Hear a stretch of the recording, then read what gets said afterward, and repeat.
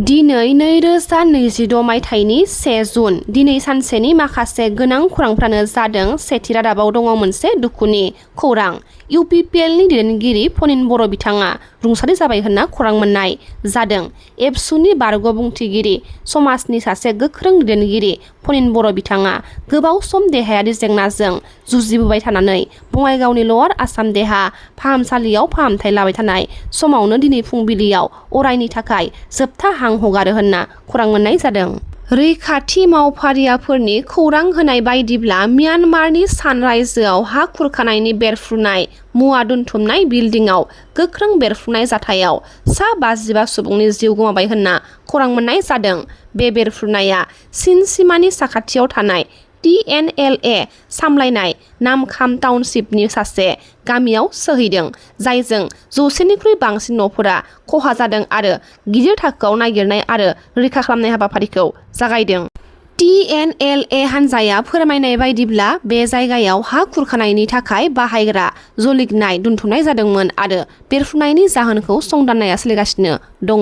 खहा जानायनि आबुं महरखौ बिबानगिरिफोरा आनजाद नायबाय थानाय समाव रैखा खालामनायनि हाबाफारिया दासिमबो सोलिगासिनो दङ होनना खौरां मोननाय जादों। आसाम सोरखारा जुन आरो जुलाइ दाननि थाखाय बेसेन नाङै मुसुर दालि, सिनि आरो संख्रि जागायनाय हाबाफारिखौ सम सिमनानि थाखाय दोनथ'नो फोसावदों। सोरखारि प्रेस फोसावनायनि बायदिब्ला रायजोनि रांखान्थियारि राहा लामानि सिङाव सोलिबाय थानाय बाजेट राननाय हाबाफारिनि थाखाय बे थांखिखौ लानाय जादों। मख'नो गोनांदि गोनांथार मुवाफोरखौ हेफाजाब होनाय बेसेनाव जागायनाय बे हाबाफारिया बाजेट हाबाफारिया आबुं जानायनि उनाव आगस्तनिफ्राय फिन जागायगोन होननानै मिजिंथिनाय जादों। आसामनि गिबि मन्थ्रि बिथां डक्टर हिमन्त बिश्व शर्मा बिथाङा फोरमायथिदों। रेलवे मन्थ्रालयजों जयै खालामनाय हाबाफारियाव गुवाहाटी हाबग्रा जायगायाव रेलवेनि हायाव हाबफैनाय होननानै दाय जाबसिननाय 200निबो बांसिन नखरफोरखौ एभिक्सन खालामनाय जाबाय होननानै आसामनि गिबि मन्थ्रि डक्टर हिमन्त बिश्व शर्मा बिथांनि बायदिब्ला बेखौ हाबाफारिनि बाहागो महरै सिमफायनाय जादों। बिथाङा फोरमायथिदों बे हाबाफारिया हाबफैनायखौ बोखारनाय आरो समाज बेरेखा हाबाफोरनि मिरु जानानै थानाय जायगाखौ फोजोबनायनि थाखाय नोजोर होनाय जादों। सोरखारनि हाखौ फिन मोनफिननायनि हाबाफारिनि बाहागो महरै रायजो बिबानगिरिफोर आरो रेलवे बिबानगिरिफोरा जयै एभिक्सन आरो सिमफायनाय हाबाफारिखौ मावफुंदों। गुवाहाटीयाव सेन्ट्रेल पुलिसआ जिल्लानि सिङाव थानाय मोनब्रै पुलिस थानाजों जयै खालामनाय मोनसे हाबाफारियाव पुलिसआ नोगोरमानि मोनसे नखरारि कमप्लेक्सनिफ्राय सोलिबाय थानाय IPL जुवानि रेकेटखौ हमदों। फेन्सि बाजारनि SRCB लामायाव थानाय करुणा एपार्टमेन्टआव बे मेलाखौ खालामदोंमोन, जेराव बिबानगिरिफोरा 4 सुबुंफोरखौ हमनो हादों। हमजानाय सुबुंफोरखौ राजस्थाननि आलोक जैन, सुनील भाकर आरो बसन्त कुमार आरो बिहारनि सन्तराम होननानै सिनायथि होदों। पुलिस बिफाननिफ्राय फोरमायनाय बायदिब्ला दायनिगिरिफोरा सा-सानजा हादोराव IPL मेचफोरजों लोब्बा थानाय मोनसे गिदिर थाखोनि बेटिं नेटवर्क सालायगासिनो दङमोन। हमजानाय सुबुंफोरखौ दासिमबो पानबाजार पुलिस थानायाव सोंथि सोंगासिनो दङ आरो संदाननाया सोलिगासिनो दङ होनना खौरां मोननाय जादों। बिबानगिरिफोरा फोरमायनाय बायदिब्ला बे रेकेटजों लोब्बा थानाय गुबुनफोरखौ नागिरनो थाखाय बांसिन हाबाफारि लानाया सोलिगासिनो दङ। भारत हादोरनि गाहाय मन्थ्रि नरेन्द्र मदि बिथाङा गावनि मन की बात बिबुंथियाव भारतनि थाइजौखौ लानानै बाथ्रा फोरमायथिदों, जाय समावनो दैथायहरनायाव जेंना सोमजिनायनि खौरां नुजाथिदों। खौरांनि बायदिब्ला आनजाद नायनाय समाव क्वालिटि सेन्टारजों लोब्बा थानाय जेंनानि जाउनाव जापानआ भारतनि थाइजौखौ लाबोनायखौ दोनथ'दोंमोन। बे थांखिया फाइट'सेनिटारि खान्थिनि सिङाव नेमखान्थि मानिलायनाय जेंनानि उनाव लानाय जादों होननानै फोरमायदों। खौरांनि बायदिब्ला बे होबथानाया 20 बोसोरनि उनाव फिन फैफिनदों।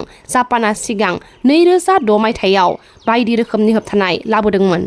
आसामनि तिनसुकिया ओनसोलाव आफ्रिकान स्वाइन फेभार ASF रोखा जानायनि उनाव अरुणाचल प्रदेशनि लुयिं जिल्ला खुंथाया थाबैनो अमा आरो अमानि बेदरनि मुवाफोरखौ दैथायहरनाय आरो बानायनायखौ होबथादों। जिल्लानि जुनार फिसिनाय आरो भेटेनारि बिबानगिरि मुयुंआ मोनसे फोसावलाइ होनानै फोरमायथिदों।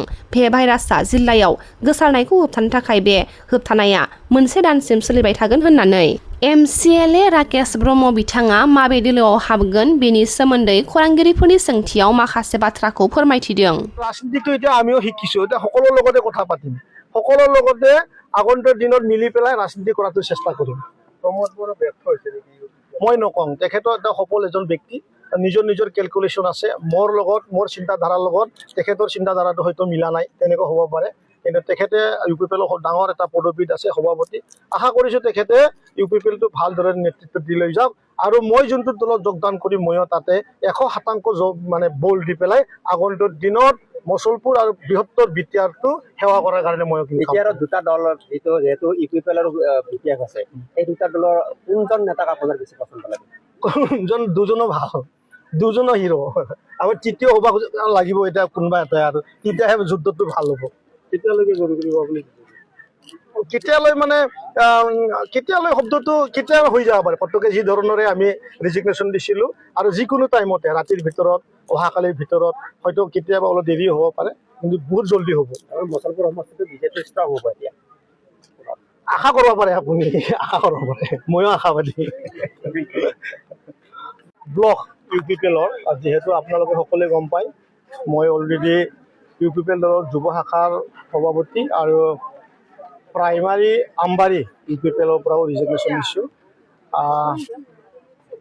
আমাৰ মচলপুৰ ব্লক UPPLৰ নেতৃবৃন্দসকলে সকলো শ্ৰেণীৰ বুথ কমিটিৰ পৰা লৈ পেলাই ব্লক বডিলৈকে প্ৰাইমাৰী যুৱ শাখা আৰু মহিলা শাখা সকলো শ্ৰেণীৰ পদবী আজি সকলো একসাথে মাছ ৰেজিগনেশ্যন বুলি কৈ তেখেতসকলে আজি UPPLৰ পৰা পদত্যাগ কৰিছে কিহৰ কাৰণে পদত্যাগ কৰিলে মই আগৰ সময়তো কৈ আহিছিলোঁ যে মচলপুৰ সমষ্টিক মই খুব ভাল পাওঁ আৰু ইয়াত দলৰ লগত খুব কম আৰু ব্ৰাদাৰহুড আৰু ছিষ্টাৰৰ বা মা দেউতাৰ ৰিলেশ্যনটো বহুত ষ্ট্ৰং আৰু মোক খুব মৰম কৰে ময়ো বহুত মৰম কৰোঁ